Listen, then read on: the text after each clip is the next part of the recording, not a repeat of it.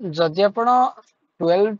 सारिकी किसी जॉब भलो खोजुछन ताले आठो किसी अपॉर्चुनिटी आपन मिलिबनी मु आगरो भी पोस्ट करथिले एबे भी आउथरे जणाई दउची स्टेनोग्राफर रिक्वायरमेंट रहउची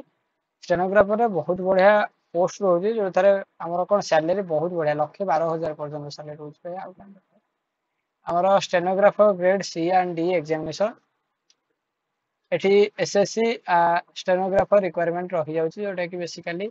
ग्रेड सी और ग्रेड डी एग्जामिनेशन 2025 से एटी एसएससी कहले staff selection commission SSC approx 261 टा वैकेंसी रहउची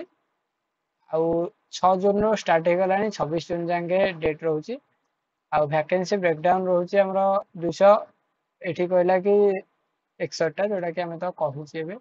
एजुकेशन क्वालिफिकेशन 12 हेइतरा दरकार बेसिकली आउ किबा हमर कोन diploma degree on certificate awareness opening distance learning mode recognise distance छाड़ आउ स्टेनोग्राफर सीडी एटा तो छाड़ 18 वर्ष रु 30 वर्ष 18 वर्ष रु 27 वर्ष भाई एज मागिला एसी पिलांकर एठी कला रिलैक्सेशन ए रिलैक्सेशन में किसी दरकार नै कारण हाई अमाउंट रे ही दरकार ऑनलाइन एप्लीकेशन सबमिशन होची बेसिकली जून 6 लास्ट डेट रोची 26 last date for exam fee 27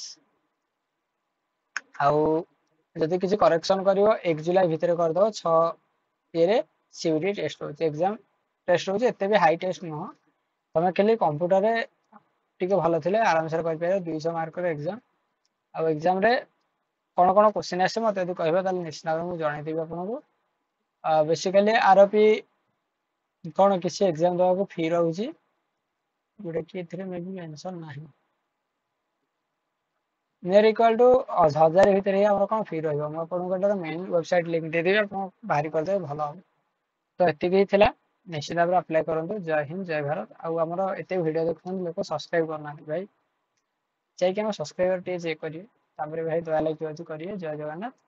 जय हिंद जय भारत।